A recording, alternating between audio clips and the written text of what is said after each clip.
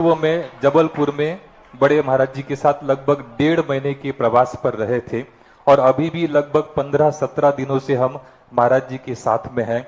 ये तो बिल्कुल निश्चित है कि महाराज जी का जो प्रेम और वात्सल्य है, क्योंकि हमसे बहुत दीर्घ दीक्षित है महाराज जी, लेकिन उसके बाद भी उनका छोटों के प्रति जो वात्सल्य भाव है। आज प्रातः काल महाराज जी स्वयं जब हम नीचे बैठे हुए थे तो वहां पहुंचे, उन्होंने हमारे मस्तक पर वैयावृत्ति की और जैसे ही उन्होंने हाथ रखा तो आज लगभग 70% स्वास्थ्य लाभ हमको अनुभव में आया। मैं तो ये सोच रहा था कि पहले ही दिन अगर महाराज जी हमारे मस्तक पर हाथ रख देते तो हम पहले ही दिन स्वस्थ हो जाते। हमारी भावना तो ये है, आप सबकी ओर से मैं अपनी भी भावना रख रहा हूं। अभी चातुर्मास के लिए पर्याप्त समय है और जब हम आए थे हमने पहले ही दिन कहा था कि महाराज जी लगभग जून महीने में तो हम यहाँ पर रहेंगे और अगर मान लो बड़े महाराज जी हमारे साथ रहेंगे तो हो सकता है कि जो कार्य हमारा स्वास्थ्य लाभ का 1 महीने में होगा, हो सकता है कि वो 2-5 दिन में हो जाए।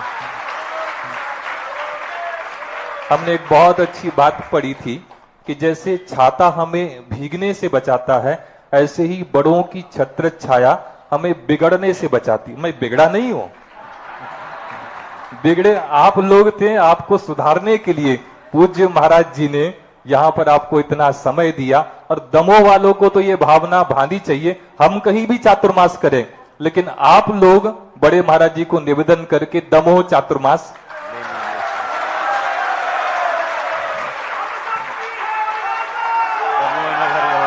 और अगर उनका चातुर्मास हो रहा है तो हमारी भावना है कि साथ में हमारी भी नैया पार हो जाए।